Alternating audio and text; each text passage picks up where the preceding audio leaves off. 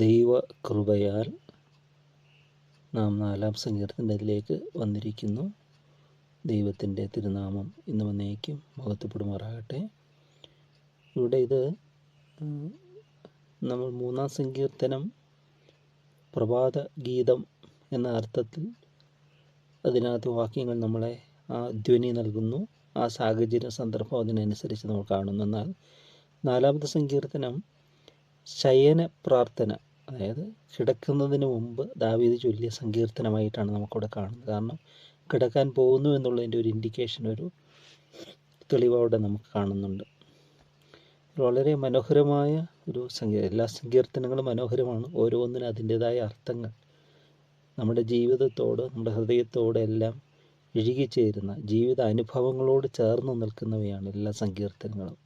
അറിവല്ല, അനുഭവത്തിൽ കോറിയിട്ടിരിക്കുന്നതാണ് സങ്കീർത്തനങ്ങളെല്ലാം തന്നെ. ഇത് അപ്പോസ്തല പ്രവൃത്തികൾ നമ്മൾ കണ്ടു. അപ്പോസ്തലന്മാർ പറയുമ്പോൾ പരിശുദ്ധാത്മാവിനാൽ, ദാവീദ് മുഖാന്തരം പരിശുദ്ധാത്മാവിനാൽ അരുളി ചെയ്തവനെ എന്നാണ് ഇവിടെ കാണുന്നത്. 4-ാമത്തെ അപ്പോസ്തല പ്രവൃത്തി 4-ാം അധ്യായത്തിൽ.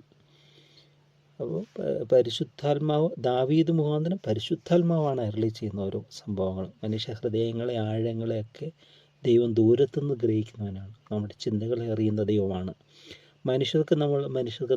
മറ്റുള്ളവർക്ക് നമ്മളെ മനസ്സിലാക്കാൻ സാധിക്കാത്തപ്പോഴും, പൂർണ്ണമായും മനസ്സിലാക്കാൻ സാധിക്കുകയില്ല. പക്ഷെ ദൈവത്തിന് നമ്മളെ മുഴുവനായും അറിയാം. മറ്റൊരു സംഗീതത്തിൽ പറയുന്നത്, നീ മുഴുവനും അറിയാതെ ഒരു വാക്കും എൻ്റെ നാവിന്മേലില്ല. നാം പറയുന്ന വാക്കുകൾ പോലും, എന്താണ് പറയാൻ പോകുന്നതെന്ന് പോലും ദൈവത്തിന് പറയാം.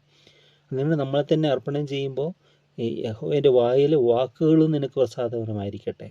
നാവിൻ്റെ ഉത്തരമോ യഹോവയാൽ വരുന്നു. പറയേണ്ടത് പറയുവാനും ദൈവം കൃപ ചെയ്യും. കരുതാത്തത് പറയാതിരിപ്പാനും ദൈവത്തിൻ്റെ കൃപ.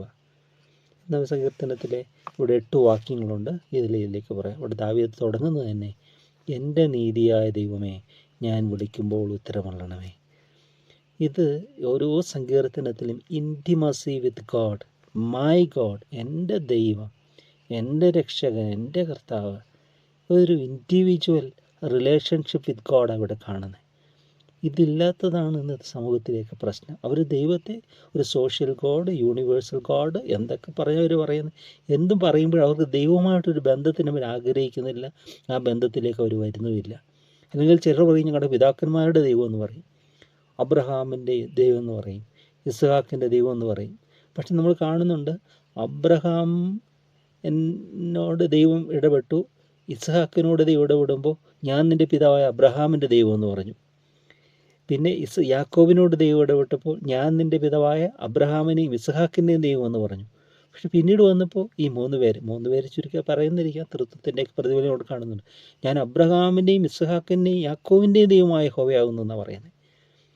അപ്പോൾ പിതാക്കന്മാരുടെ ദൈവം അത് എൻ്റെ ദൈവമായി മാറുന്നു. ആ ഒരു കൈമാറ്റ പ്രക്രിയയാണ് അവിടെ നടക്കുന്നത്. എൻ്റെ ദൈവം, ദൈവമേ നീ എൻ്റെ ദൈവം, ദാവീദ് പറയുന്ന സങ്കീർത്തനത്തിൽ, ദൈവമേ നീ എൻ്റെ ദൈവം, ഞാൻ അധികാലത്ത് നിന്നെ അന്വേഷിക്കുമെന്ന്.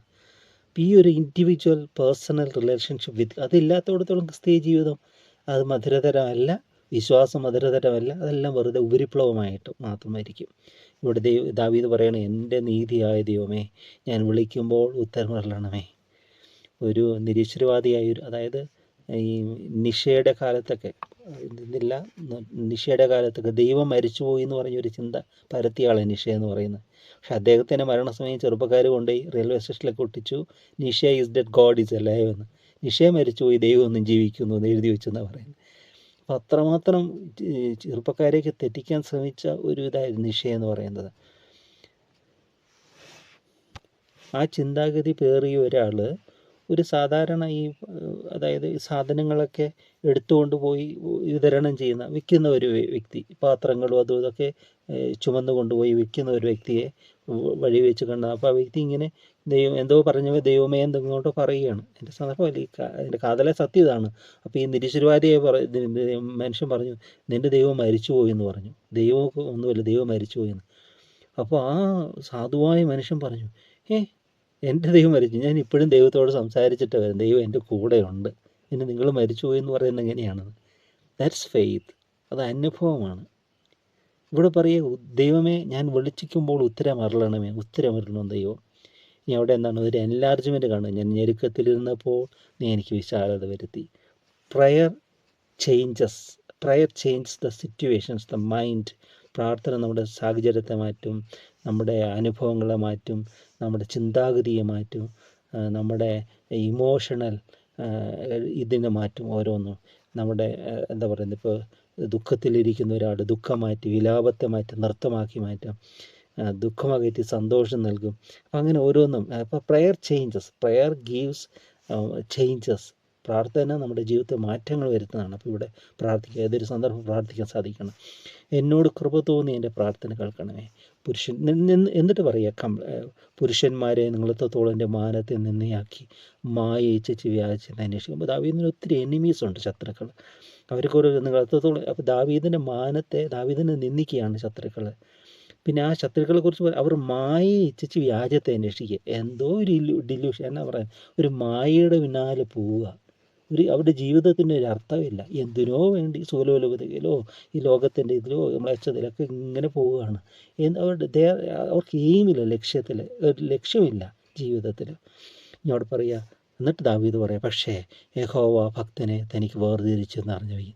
ഞാൻ യഹോവയെ വിളിച്ചുപേക്ഷിക്കുമ്പോൾ അവൻ കേൾക്കും. എന്നാൽ ദൈവഭക്തിയുള്ളവരെ ദൈവം വേർതിരിക്കും, സെപ്പറേറ്റ് ചെയ്യും. അത് ഓരോ സമയത്ത് സെപ്പറേറ്റ് ചെയ്യും. ദൈവം നമ്മളെ കരുതും, ശത്രുക്കളെ വെച്ച് നമ്മളെ വിട്ടുവയ്ക്കും, നമ്മൾ വീണ്ടെടുക്കും.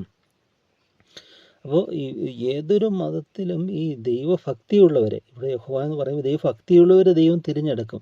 എന്നിട്ട് അവരെ സത്യത്തിലേക്ക് ദൈവം നടത്തുകയും തന്നെ ചെയ്യും. ഇനി അവിടെ പറയുകയാണ് 4-ാമത്തെ വാക്യം, നടുവീൻ പാപം ചെയ്യാതിരിപ്പീൻ, നിങ്ങളുടെ കിടക്കമേ ഹൃദയത്തിൽ ധ്യാനിച്ച് മൗനമായിരിപ്പീൻ. ഇതാണിത്. നടുങ്ങുവീൻ പാപം ചെയ്യാതിരിപ്പീൻ, നിങ്ങളുടെ കിടക്കമേൽ ഹൃദയത്തിൽ ധ്യാനിച്ച് മൗനമായിരിപ്പീൻ. ഈ ചെയ്യുമ്പോൾ പാപത്തോട് ഒരു ഇറ്റ്സ് നോട്ട്, അതായത് പാപത്തെ നമ്മൾ വിഷം പോലെ കണ്ട് അതിനെ അകന്നു നിൽക്കുവാൻ, പാപം ചെയ്യാതിരിക്കാൻ ദൈവത്തിൻ്റെ കൃപ നമുക്ക് വേണം. നിങ്ങളുടെ ഹൃദയത്തെ ധ്യാനിച്ച് മൗനമായിരിക്കും, മെഡിറ്റേറ്റ് ചെയ്യുക, ധ്യാനിക്കുക. അത് യോഗ പോലത്തെയൊന്നുമല്ല, അതൊക്കെ ചുമ്മാ ശൂന്യതയിലേക്കുള്ള ഒരിതാ. അതിലൊന്നും ഒരു ബേസിക് ഇല്ല. അതൊക്കെ ഈവൽ ഫോഴ്സസിൻ്റെ പിടിയിലായി പോകുന്നവർ അനേകർ അതിലേക്ക് പോകുന്ന യോഗ എന്നൊക്കെ പറയുന്നത്. അതിലൊന്നും ഒരു ചുമ്മാ എന്തിനെയോ ധ്യാനിക്കണമെങ്കിൽ പിന്നെ ഇവിടെ ഇതാ ഒരു ജീവനുള്ള ബന്ധമായി ധ്യാനം മാറുക, ഒരു ജീവനുള്ള ദൈവമായിട്ടുള്ള ബന്ധം. ഇത് വൺ വേ ട്രാഫിക് അല്ല, വൺ വേ കോൺവെർസേഷൻ അല്ല. ഇത് കേൾക്കുന്ന ഒരു ദൈവമുണ്ട്. നമ്മൾ ശ്രദ്ധിക്കുമ്പോൾ, ശാന്തമാകുമ്പോൾ ദൈവം നമുക്ക് മറുപടി തരും. നമ്മുടെ ഹൃദയത്തിൽ കൂടെ ദൈവം സംസാരിക്കും, നമ്മുടെ ചിന്തകളിലേക്ക് ദൈവം സംസാരിക്കും. ഉപബോധ മനസ്സിലെല്ലാം ദൈവിക ആലോചനകൾ ദൈവം പകർന്നു തരും. ഇച്ഛിക്കുക എന്നതും പ്രവർത്തിക്കുക എന്ന ദൈവമെല്ലാം തിരുവുള്ളതായിട്ട് നമ്മൾ പ്രവർത്തിക്കും. ഇപ്പോൾ നമ്മുടെ വില്ലിൽ അതൊക്കെ ദൈവം സമർപ്പിക്കുമ്പോൾ നമ്മളിൽ കൂടെ നമ്മൾ അറിഞ്ഞും അറിയാതെയും ദൈവം നമ്മളിൽ കൂടെ പ്രവർത്തിക്കും. ഇനി അവിടെ പറയുകയാണ്, നീതിയാഗങ്ങളെ അർപ്പിപ്പീൻ, യഹോവയിൽ ആശ്രയം വെപ്പീൻ, ദൈവത്തിൽ ആശ്രയിക്കുക. നമുക്ക് നന്മ കാണിക്കുമെന്ന് പലരും പറയുന്നു. യഹോവേ, നിൻ്റെ മുഖപ്രകാശം ഞങ്ങളുടെ മേൽ ഉദിപ്പിക്കണമേ. ഇവിടെ മനുഷ്യരാരെങ്കിലും നന്മ കാണിക്കാൻ വേണ്ടി അന്വേഷിക്കുന്ന മനുഷ്യരുണ്ട്. ആരെങ്കിലും എന്നോട് നന്മ കാണിക്കും, പക്ഷേ യഥാർത്ഥ നന്മയുടെ ഉറവിടം ദൈവമാണ്. ദൈവം നമുക്ക് നന്മ ചെയ്തിരിക്കും. ദാവീദ് പറയുന്നുണ്ട് 13 സങ്കീർത്തനത്തിൽ, അവൻ എനിക്ക് നന്മ ചെയ്തിരിക്കുകൊണ്ട് ഞാനവനെ പാട്ട് പാടുമെന്ന് പറയുന്നുണ്ട്. 13-ാമത്തെ സങ്കീർത്തനത്തിൽ ദാവീദ് പറയുന്നു, യഹോവ എനിക്ക് നന്മ ചെയ്തിരിക്കുകൊണ്ട് ഞാനവന് പാട്ട് പാടും. അപ്പോൾ നന്മ ചെയ്യുന്ന ദൈവമാണ്. ദാവീദ് മറ്റു സങ്കീർത്തനം, നന്മയും കരുണയും ആയുഷ്കാലമൊക്കെയും എന്നെ പിന്തുടരുമെന്ന്. ഇനി യഹോവയെ നിൻ്റെ മുഖപ്രകാശം ഞങ്ങളുടെ മേൽ ഉദിപ്പിക്കണമേ. ദൈവത്തിൻ്റെ മുഖപ്രകാശം, അതാണ് ദ റേഡിയൻസ്. അത് ദൈവത്തിൻ്റെ മുഖപ്രകാശമാണ് നമ്മുടെ പ്രകാശം, നമ്മുടെ ജീവിതത്തിൽ വെളിച്ചമെല്ലാം, നമ്മുടെ അനുഗ്രഹമെല്ലാം അതാണ്.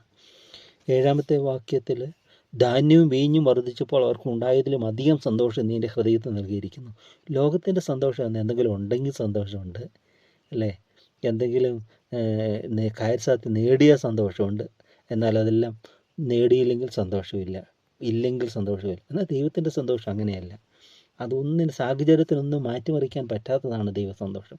എൻ്റെ സന്തോഷം അതാർക്കും നിങ്ങൾ എടുത്തു കളയാൻ പറ്റത്തില്ല. സമാധാനം എടുത്തു കളയാൻ പറ്റത്തില്ല, സന്തോഷം എടുത്തു കളയാൻ പറ്റത്തില്ല. ദൈവത്തിൻ്റെ സന്തോഷം, ദാവീദ് പറയുന്നുണ്ട്, രക്ഷയുടെ സന്തോഷം എനിക്ക് തിരികെ തരണമേ, മനസ്സൊരുക്കൊണ്ട് ആത്മാവിനെ താങ്ങണമെന്ന്. രക്ഷയുടെ സന്തോഷം, ജോയ് ഓഫ് സാൽവേഷൻ എന്ന് പറയും. രക്ഷയുടെ സന്തോഷം ദൈവം പകർന്നു തരുന്ന ഒരു നിർമ്മല സന്തോഷം, പ്യുവർ ജോയ്, ഹാപ്പിനെസ്, അതെല്ലാം ദൈവം നമുക്ക് തരുന്നത്. അതൊക്കെ പരിശുദ്ധാത്മാവിൻ്റെ ഫലങ്ങളും കൂടിയായിട്ട് നമ്മൾ കാണുന്നുണ്ട്. അപ്പോൾ അവർക്ക് സമൃദ്ധിയുണ്ട്, ധാന്യവും വീഞ്ഞും ഒക്കെ വർദ്ധിക്കുക. അപ്പോൾ അവരിങ്ങനെ പാളയത്തിൽ ഇങ്ങനെ ആർപ്പാ ശത്രുക്കൾ. പക്ഷേ ദാവീദോ ഇവിടെ അങ്ങ് മലമുകളിൽ ഏകാന്തതയിൽ അബ്ശാലോമിനെയൊക്കെ ഭയപ്പെട്ട്, ശത്രുക്കളെ ഭയപ്പെട്ട് ഒളിക്കുമ്പോൾ അവിടെയും മുട്ടുകുത്തുമ്പോൾ ദാവീദിൽ നിറയുന്നൊരു സന്തോഷം. അത് ധാന്യം വീഞ്ഞും നൽകുന്നതല്ല, അത് ദൈവത്തിൻ്റെ സന്തോഷമാണ്. അപ്പോൾ അത് പറഞ്ഞറിയിക്കാൻ പറ്റാത്ത അവർണ്ണനീയമായ അവാച്യമായ അനുഭവമാണ് ഈ ദൈവിക സന്തോഷം എന്ന് പറയും. അതിനായിട്ട് നമുക്ക് നമ്മളെ തന്നെ സമർപ്പിക്കണം.